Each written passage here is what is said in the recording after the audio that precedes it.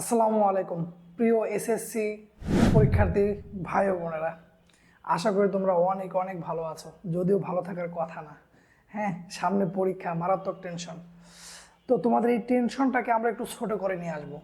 সেটা হলো, আমরা ইবিডির পক্ষ থেকে তোমাদেরকে সাজেশনমূলক ক্লাস দেব। সাজেশনমূলক ক্লাস বলতে, দেখো, তোমাদের ধরো ফিজিক্সের কথা যদি আমি বলি, তোমাদের সব কিছু অধ্যায় পড়া আছে। আমি কি করব, প্রত্যেকটা অধ্যায়ের মূল টপিকগুলো একবার করে তোমার সামনে আমি বলে যাব। তুমি জাস্ট শুনবা আর মনে করবা যে হ্যাঁ, মনে আছে মনে আছে মনে আছে। ঠিক আছে? তোমাকে যাতে তোমাকে আমি নতুন কিছু শেখাবো না, তুমি যা জানো সেটাকেই তোমাকে আমি বারবার মনে করাই দেব। এর মধ্যে যে জানা জিনিসগুলো তুমি ভুলে গেছো সেগুলো মনে পড়বে। আবার যদি এমনটা হয় যে কোনো একটা জিনিস তুমি পড়ো নাই কিন্তু ইম্পর্টেন্ট, সেটাও পড়া হয়ে যাবে। আর তুমি জাস্ট আমার সঙ্গে কয়েকটা দিন, ঠিক আছে, আমি যে কয়েকটা ক্লাস দেব সেই ক্লাসগুলো করবা। ঠিক আছে? আমি প্রত্যেকটা অধ্যায়ের একটা করে দেওয়ার চেষ্টা করব, বা যেগুলো ছোট অধ্যায় সেগুলো দুইটা মিলে একটা দেওয়ার চেষ্টা করব। হ্যাঁ, এই ক্লাসগুলো শুধুমাত্র এসএসসি পরীক্ষার্থীদের জন্য। এই ক্লাসগুলো আমি চাই না যে যারা ক্লাস 9-এ আছে, 10-এ আছে ওরা দেখুক, কারণ এখানে আমি শুধুমাত্র মূল বিষয়গুলো নিয়ে কথা বলবো, বেশি ডিটেলস আমি আলোচনায় যাব না, কারণ শেখার সময় আপাতত নাই। এখন হলো মার্ক তোলার সময়। ঠিক আছে? তুমি আমার সঙ্গে থাকবা, আমি যে কথাগুলো বলবো ব্রেনের মধ্যে গেঁথে নিবা, ইনশাআল্লাহ 90 থেকে 95% মার্কস তোমার হাতে চলে আসবে। তো ঠিক আছে, আমরা আজকে কথা বলবো প্রথম অধ্যায় নিয়ে, ভৌত জগৎ ও পরিমাপ। খেয়াল করে দেখবা সব কিছু পড়া হয়, বাট এই প্রথম অধ্যায়টাকে আমরা সামহাউ গুরুত্ব কম দিয়ে ফেলি। কিন্তু দেখা যায় এই প্রথম অধ্যায় থেকে কখনো কখনো 2 থেকে 3টা এমসিকিউ আসে এক অধ্যায় থেকে। আবার এখান থেকে সিকিউ পর্যন্ত তারা দিয়ে দেয়। তো দেখা যায় যে এক অধ্যায় না করা থাকার কারণে আমরা এটা অ্যাভয়েড করি। অবশ্যই অ্যাভয়েড করলেও সমস্যা নাই, কারণ আমার তো সিকিউ থাকে 8টা, লিখতে হয় 5টা। তো যাই হোক, তোমার সিলেকশনে এই অধ্যায় থাকুক বা না থাকুক, অধ্যায়টা খুবই গুরুত্বপূর্ণ। আমি চাই যে তুমি অবশ্যই অধ্যায়টা করো। ঠিক আছে? তো এই অধ্যায় থেকে আসলে কি কি জিনিস পড়বা, আছে তো অনেক কিছু। তো দেখো, এই অধ্যায় থেকে প্রথমে তোমাকে একক আর মাত্রা পড়তে হবে। তো এখন একক আর মাত্রা এটা শুধু এই অধ্যায়ের সম্পত্তি না। তোমরা খেয়াল করে দেখেছো, আমাদের যতগুলো অধ্যায় আছে, পরবর্তীতে যতগুলো অধ্যায় আছে, তোমার কাজ বলো, বল বলো, যে অধ্যায় বলো না কেন, প্রত্যেকটা অধ্যায়ে কিন্তু একক এবং মাত্রা নিয়ে আলোচনা করা আছে। সো যে কোনো অধ্যায় থেকে তারা দিয়ে দিতে পারে। এরপর বিভিন্ন বিজ্ঞানীদের অবদান। এই অবদানটা এটা কেবলমাত্র তোমাদের, আমি এমসিকিউর জন্যই পড়তে বলবো। আর এই অবদানের ক্ষেত্রে শুধু এই জিনিসটা ভালো করে পড়বা যে কোন বিজ্ঞানী কোন যন্ত্র আবিষ্কার করেছে। হ্যাঁ, কোন বিজ্ঞানী কোন যন্ত্র আবিষ্কার করেছে। আর একটা বিষয় আছে যে কোন সালে করেছে, সে বিয়ে কত সালে করেছে, ঠিক আছে, বাচ্চা কত সালে হয়েছে, তিনি কোন কাজ কোন সালে করেছে। এই সালগুলো আমরা আপাতত অ্যাভয়েড করতে পারি। হ্যাঁ, আচ্ছা। তো বিজ্ঞানীদের অবদানের ক্ষেত্রে কোন বিজ্ঞানী কি জন্য বিখ্যাত, কোন বিজ্ঞানী কি আবিষ্কার করেছে, এগুলো আমরা একটু ভালো করে মনে রাখবো, কারণ পরীক্ষায় যদি এমসিকিউতে আসে এটাই আসে যে এই যন্ত্রটা কে আবিষ্কার করেছে। আর এর পাশাপাশি আর একটা জিনিস পড়বা, সেটা হলো কোন যন্ত্রের কি কাজ। যেমন তোমাকে বলবে তাপমাত্রা নির্ণয়ের জন্য কোন যন্ত্র ব্যবহার করা হয়, তারপর তোমাকে বলবে আর্দ্রতা মাপার জন্য কোন যন্ত্র ব্যবহার করা হয়। তো তোমাদের বইয়ে খেয়াল করে দেখবা, তোমাদের বইয়ের ফার্স্ট অধ্যায়ে কিন্তু অনেক বিজ্ঞানীর নাম নাই, অল্প কয়েকজন আছে। আবার অনেক যন্ত্রপাতি নিয়ে আলোচনা নেই, কয়েকটা আছে। তো তোমরা মূলত এই বইয়ে যে কয়টা নাম আছে সে কয়টা পড়বা, কারণ যন্ত্রপাতি তো পৃথিবীতে লাখ লাখ, কয়টা তুমি মুখস্থ করে শেষ করতে পারবা। তো আমরা আপাতত এটা কমপ্লিট করব। আরেকটা বিষয় হলো বিগত সালের বোর্ড প্রশ্নে যেগুলো এসেছে আমরা সেগুলো মুখস্থ করব। আচ্ছা, এরপর স্লাইড ক্লিপার্স, এখান থেকে এমসিকিউ হয়, সিকিউ পর্যন্ত হয়, স্ক্রু গজ, তারপর ত্রুটি নির্ণয়। এই ত্রুটি নির্ণয়টা আমি কেন জানি খেয়াল করে দেখেছি আমাদের স্টুডেন্টরা করে না, বা অনেক সময় ভুলে যায়। তো যাই হোক, আমি এই টপিকগুলোর উপরে একটু একটু করে তোমাদের সঙ্গে আলোচনা করব প্রত্যেকটা নিয়ে। তো আমরা প্রথমত কথা বলবো একক আর মাত্রা নিয়ে। তো মজার বিষয় হচ্ছে, যদি একক বের করা যায় তাহলে মাত্রা অটোমেটিক হয়ে যায়, এটা আমরা জানি। তো কিভাবে করব আমরা? প্রথমত আমরা চেষ্টা করব বইয়ে যতগুলো একক মাত্রা আছে এগুলো মুখস্থ রাখার, ঠিক আছে? কারণ এগুলো অনেক সময় একদম হুবহু কমন পড়ে যায়। এখন ধরো কোনো একটা পরীক্ষায় এসেছে, তুমি যেগুলো মুখস্থ করেছো তার মধ্যে নাই, এখন তো পরীক্ষায় তুমি ছেড়ে আসতে পারো না। আবার তুমি হয়তো ভাবতে পারো যে পাশের ফ্রেন্ডকে জিজ্ঞেস করে নেব। হ্যাঁ, এটা তো ভালো একটা বুদ্ধি, পরীক্ষার সময় একজন আরেকজনকে হেল্প করা, এটা যা ওইদিকে আপাতত আলোচনা না করি, ক্যামেরা এগুলো বলা যাবে না। আমি তোমাদেরকে একটা জিনিস শেখাই দিচ্ছি, যদি কমন না পড়ে সেক্ষেত্রে তুমি কিভাবে শিওর হবা। দেখো, তোমাকে যে জিনিসের একক বের করতে বলেছে, ধরো আমি বললাম মহাকর্ষীয় ধ্রুবক জি এর একক কত, তোমার মনে নাই, এখন তুমি কি করবা? তোমাকে করতে হবে কি, ওই মহাকর্ষীয় ধ্রুবক জি আছে এমন যে কোনো একটা সূত্র খুঁজে বের করতে হবে, সেটা যে কোনো সূত্র হোক। যেমন ধরো মহাকর্ষীয় ধ্রুবকের কথা বললে প্রথম যে সূত্রটা সবার মাথায় আসে সেটা হলো জি m1 m2 ভাগ আর স্কোয়ার। তো এই জি এর আমাকে একক বের করতে বলেছে, যেহেতু জি এর একক বের করতে বলেছে তাহলে আমরা দেখব জি সমান কি লেখা যায়। তাহলে জি সমান হলো F R square m1 m2। আচ্ছা, এখানে দেখো এফ নিউটন, আর মানে দূরত্ব, মিটার আবার স্কোয়ার আছে, দুইটা ভর নিচে তার মানে কেজি, যেহেতু নিচ থেকে আমি উপরে নিয়ে আসতেছি -2, এই হয়ে গেল তোমার একক। তাহলে খেয়াল করো, একক বের করার টেকনিকটা কিন্তু মজার।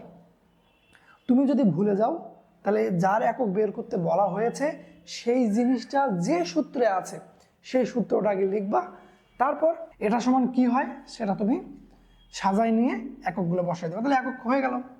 এবার আসো মাত্রা। এই মাত্রার বেলায় এই যে তুমি এখানে একটা জিনিস দেখতে পাচ্ছ নিউটন, এই নিউটনটা হলো ব্যবহারিক একক। তো নিউটনটাকে আমাদের একটু ভেঙে নিতে হবে। নিউটন মানে কি, বা বল মানে কি? বল মানে হলো ভর আর ত্বরণের গুণফল। তাহলে এই নিউটনের পরিবর্তে আমরা লিখতে পারি কেজি, আর ত্বরণের পরিবর্তে মিটার পার সেকেন্ড স্কোয়ার। তাহলে নিউটনকে ভাঙলে এটা পাওয়া যায়, আর বাকি যেগুলো যেভাবে আছে আমরা রেখে দিলাম। তাহলে এখানে কেজি -2, এখানে কেজি +1, তাহলে KG to the power -1। Metre আছে 3টা, 2টা আর 1টা, তাহলে কিউব সেকেন্ড স্কোয়ার। তাহলে দেখো, এটা যেমন একটা একক, এটাও কিন্তু একটা একক। পরীক্ষায় এই এককটাও থাকতে পারে, পরীক্ষায় এই এককটাও থাকতে পারে অপশনে। আচ্ছা, তো আমাদের এইরকম একবারে মৌলিক এককে ভেঙে নিয়ে আসতে হবে। এবার তুমি মাত্রা বানাবা, কেজি মানে ভর, এর উপর আছে -1, তারপর মিটার মানে দূরত্বের মাত্রা হচ্ছে এম, টাইম মাত্রা হচ্ছে টি -2, তাহলে আমাদের মাত্রা কমপ্লিট। তো যাও, যখনই তোমাদের এরকম একক মাত্রা আসবে আমি আশা করি যে তোমরা অ্যান্সার করতে পারবা। এরপর আমাদের আরেকটা যে কমপ্লেক্স জায়গা সেটা হলো স্লাইড ক্যালিপার্স। ঠিক আছে, স্লাইড ক্যালিপার্স নিয়ে একটু কথা বলি। আমি জানি যে তোমরা এগুলো জানো, তারপর আমি একটু সংক্ষেপে আলোচনা করে দিচ্ছি তোমাদের রিভাইজের জন্য। স্লাইড ক্যালিপার্স, এই স্লাইড ক্যালিপার্সে দুইটা স্কেল থাকে। কয়টা স্কেল? স্কেল দুটি। কি কি? একটা হচ্ছে আমরা এটাকে বলি ভার্নিয়ার স্কেল, আর একটাকে আমরা বলি প্রধান স্কেল বা মূল স্কেল।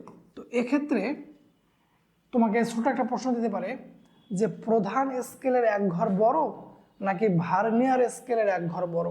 সব সময়ের জন্য প্রধান স্কেলের ঘরগুলো সাইজে বড় হবে, ভার্নিয়ার স্কেলগুলো ছোট হবে, মানে ওর ঘরগুলো ছোট হবে।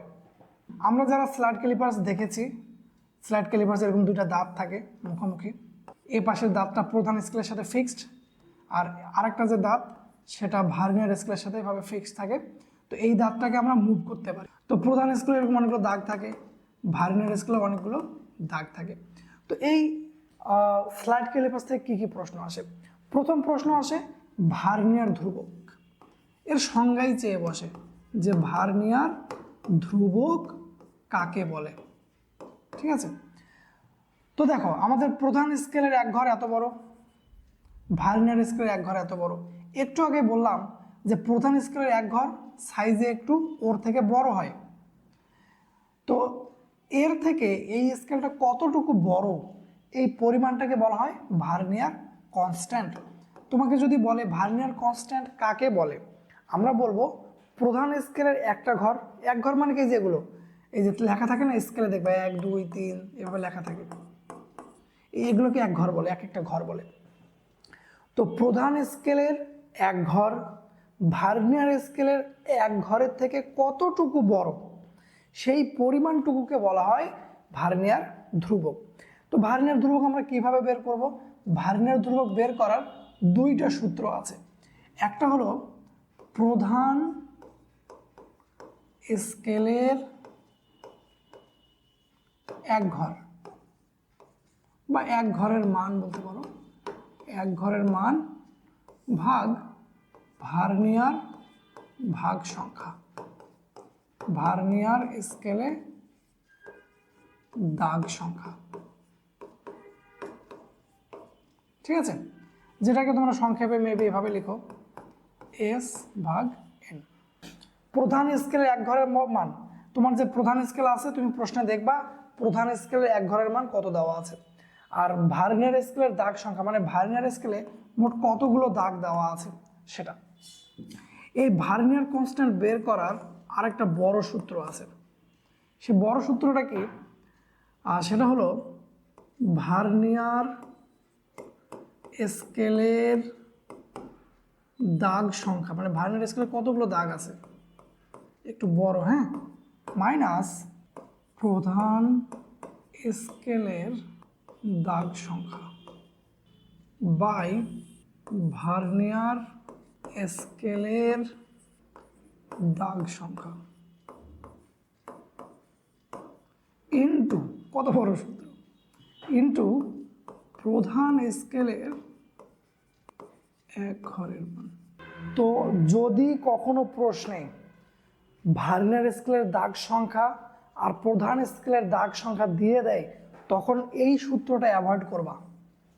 ঠিক আছে, এই সূত্র দিয়ে তখন ঠিক মতো অ্যান্সার বের হবে না, ঝামেলা আছে।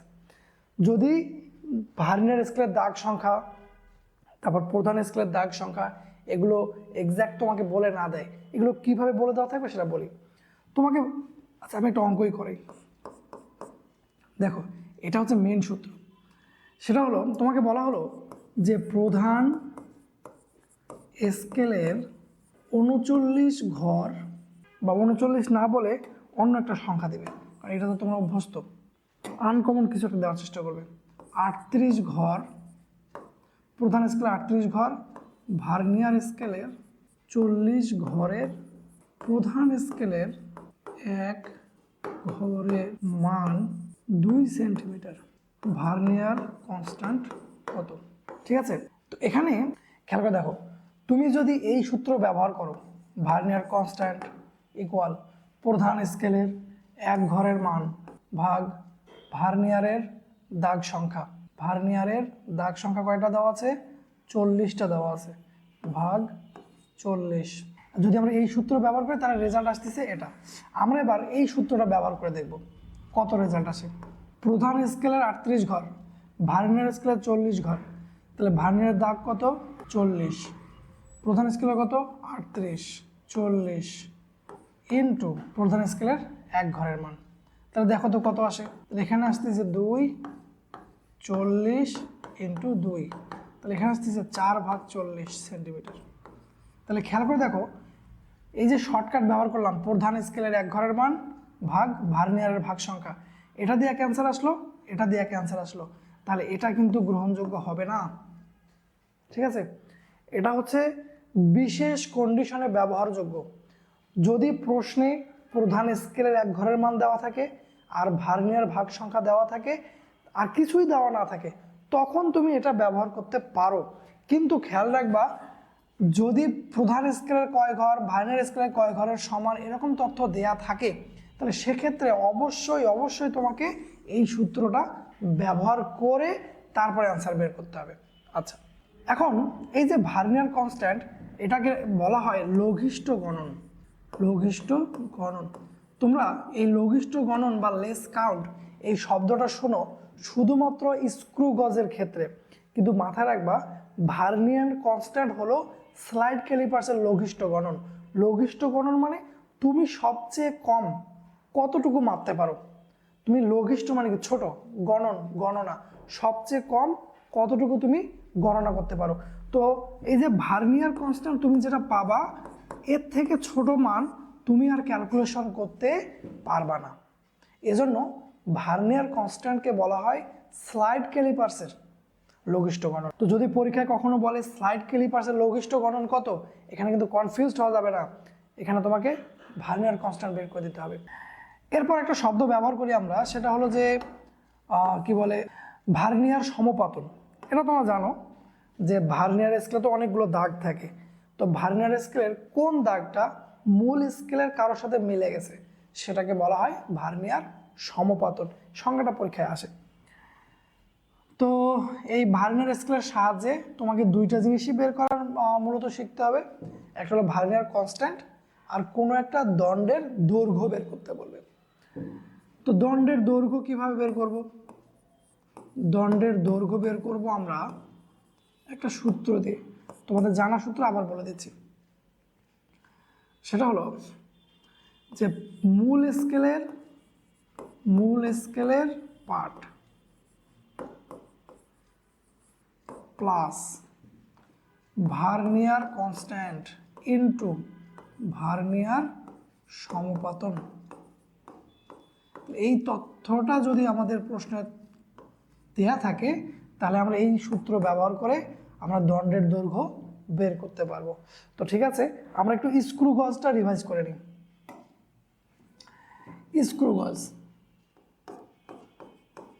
স্ক্রু গজের কাহিনী কি?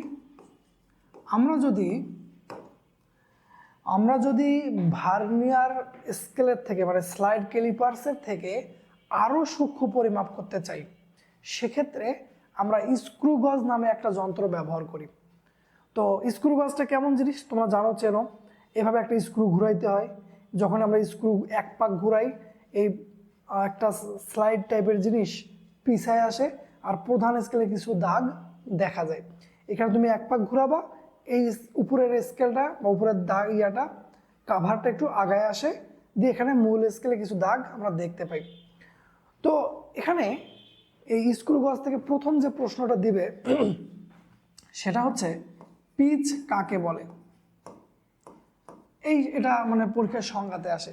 তো এই যে আমি এক পাক ঘুরাইলাম, আমাদের এখানে আচ্ছা স্ক্রু গজেও কিন্তু দুইটা স্কেল, একটাকে বলি আমরা বৃত্তাকার স্কেল, আর একটাকে বলি আমরা প্রধান স্কেল।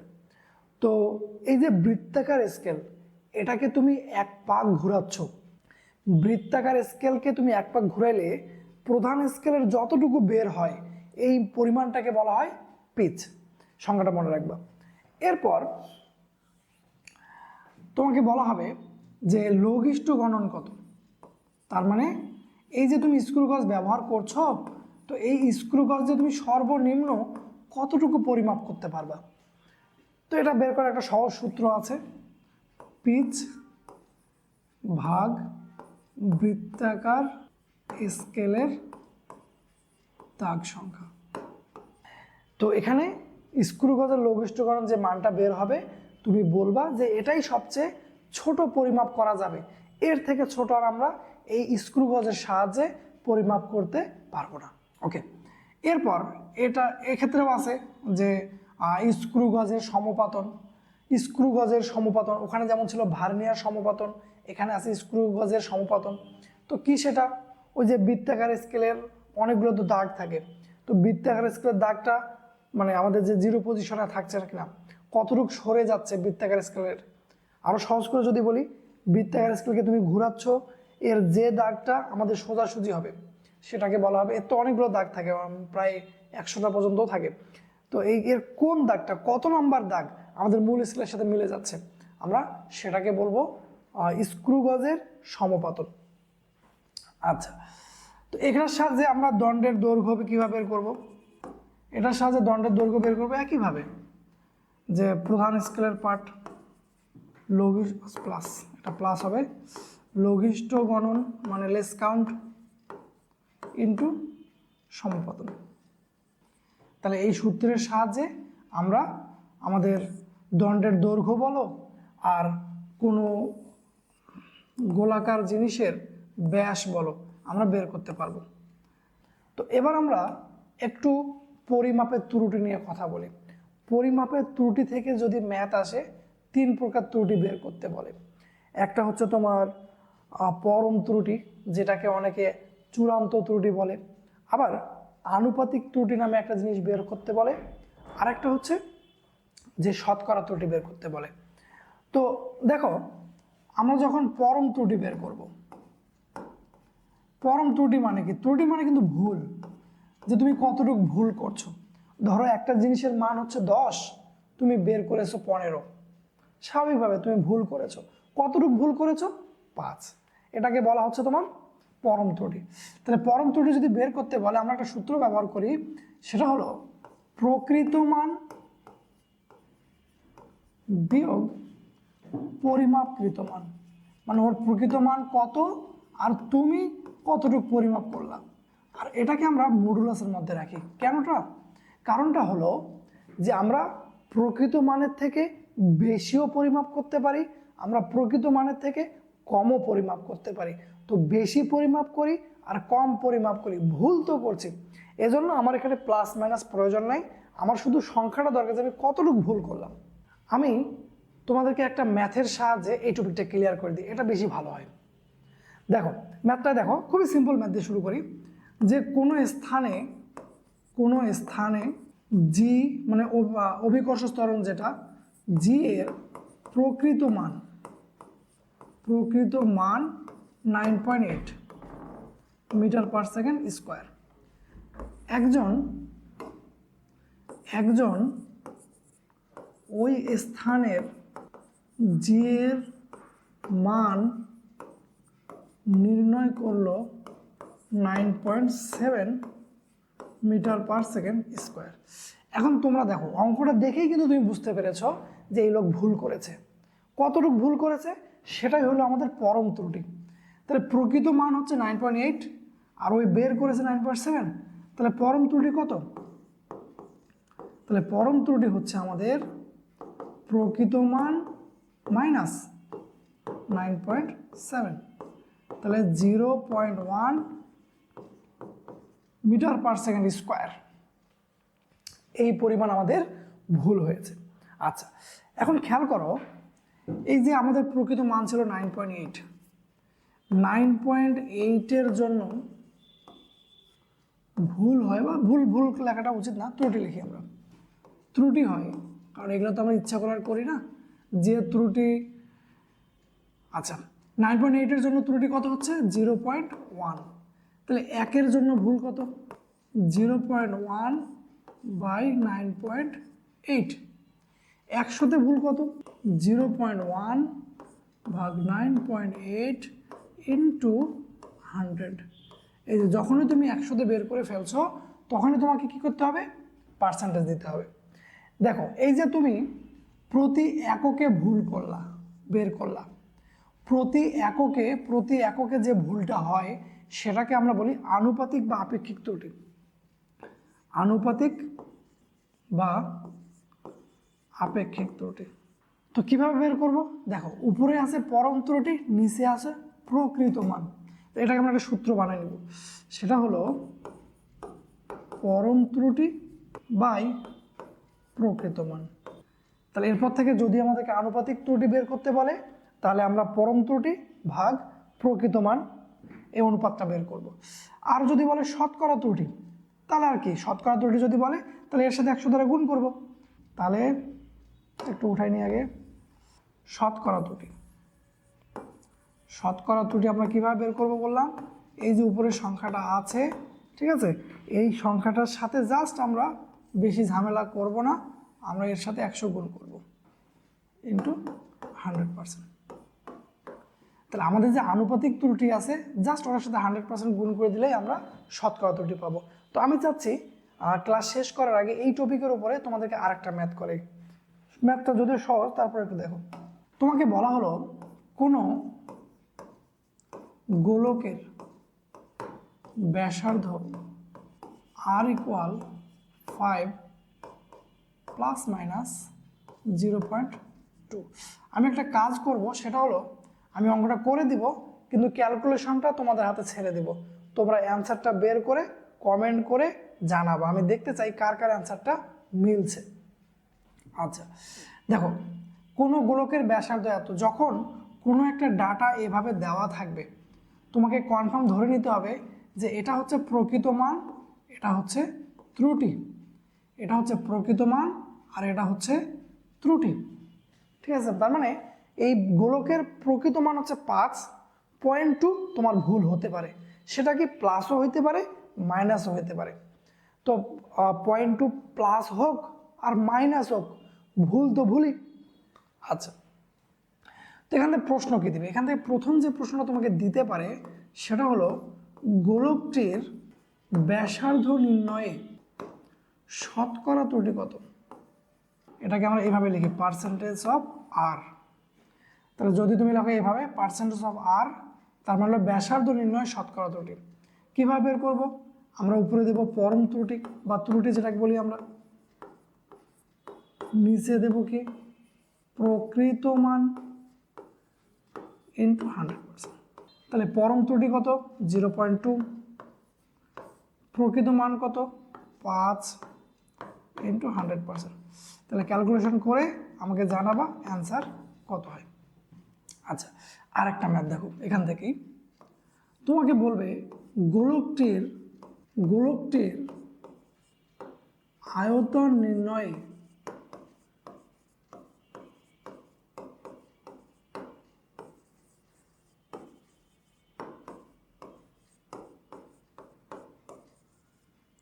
গোলকটির আয়তন নির্ণয়ে শতকরা ত্রুটি কত। তো ধরো যে প্রথম ধাক্কাতে তোমাকে আগে শতকরা বের করতে বললো না, তোমাকে শুধু বললো যে ত্রুটি কত। তো কিভাবে বের করা যায়? যেহেতু আমাদের আর বা ব্যাসার্ধ ভুল বের হচ্ছে, স্বাভাবিকভাবে আমি যদি এই আর এর সাহায্যে আয়তন বের করতে যাই, তাহলে আমার আয়তন কিন্তু ভুল আসবে। সেটা কীরকম দেখো, তো ভুলটা কিভাবে বের করব? আমরা কাজ করব, আমরা আগে প্রকৃত আর ব্যবহার করে প্রকৃত আয়তন বের করব, এরপর ভুল আর ব্যবহার করে ভুল আয়তন বের করব। তাহলে প্রকৃত আয়তন আর ভুল আয়তন বিয়োগ করলে তো পেয়ে যাচ্ছি যে আমার ত্রুটি কত। তাহলে আর ইকুয়াল 5 হইলে প্রকৃত আয়তন, আর ইকুয়াল 5 হইলে প্রকৃত আয়তন, ভি ইকুয়াল 4/3 পাই আর কিউব, 4/3 পাই 5 কিউব। এই যে প্রকৃত আয়তন পেয়ে গেছি। আবার আর ইকুয়াল 5 প্লাস, ওই যে ভুল মাপার সময় কেউ যদি বেশি মেপে ফেলে, 5.2 হইলে আয়তন 4/3 পাই আর কিউব। এটার মান বের করে নিবা। এরপর আমরা কি করব? আমরা এবার আচ্ছা, ওই যে মাপ ছিল +0.2 মেপেছে, কেউ তো এমনও করতে পারে সে কম মেপেছে। তো আর এর মান যদি এত হয় তখন আয়তন কত হবে, এটাও বের করে নিবা তোমরা। তাহলে এটা হলো আর এর প্রকৃত মান। কেউ যদি এটা বের করে তাও ভুল, কেউ যদি এটা বের করে তাও ভুল। তাহলে আমরা লিখব অতএব নির্ণেয় ত্রুটি, এই যে প্রকৃত মান বিয়োগ পরিমাপকৃত মান। কেউ যদি এটা মাপে তার ভুল এতটুকু, অথবা কেউ যদি এটা মাপে তখন ভুল হবে প্রকৃত মান বিয়োগ, তোমাকে কিন্তু দুইটাই বের করতে হবে, কারণ কেউ এটাও মাপতে পারে কেউ এটাও মাপতে পারে। যে এটা মাপবে তার ভুল এটা, যে এটা পরিমাপ করবে তার ভুল এটা।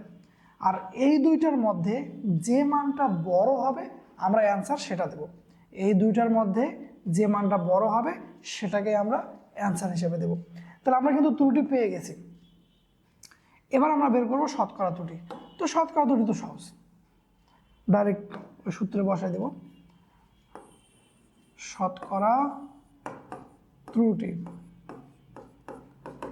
কিভাবে বের করব? এই যে দুইটার মধ্যে যেটা বড় বড় ত্রুটি। পরীক্ষা আবার এভাবে লিখেও না যে বড় ত্রুটি, এটা লিখবা না, যেটা বড় সেটা ডাইরেক্ট বসাই দেবা, প্রকৃত মান ইন্টু 100%। আচ্ছা, তো বিষয় হচ্ছে আমি এটার অ্যান্সারটা বের করবা, হ্যাঁ, বের করে কমেন্ট করে দেখাবা। আমি একটু সবাইটা চেক করে দেখবো যে কার কারটা হয়েছে কার কারটা হয়নি। আচ্ছা ওকে ফাইন। তো যাই হোক, ক্লাস এখানে শেষ, আজকে আর বেশি কথা বাড়াবো না। এখন তোমাদের কাজটা কি? তোমাদের কাজ হলো এই যে যতটুকু দেখলা, তোমরা যতটুকু জানো এই দুটো ব্যবহার করে তোমরা বিভিন্ন প্রকার প্রশ্ন সলভ করবা, বোর্ড প্রশ্ন পড়বা, বিভিন্ন স্কুলের প্রশ্ন পড়বা, ঠিক আছে, দিয়ে নিজেকে আরও স্ট্রং বানায় ফেলবা।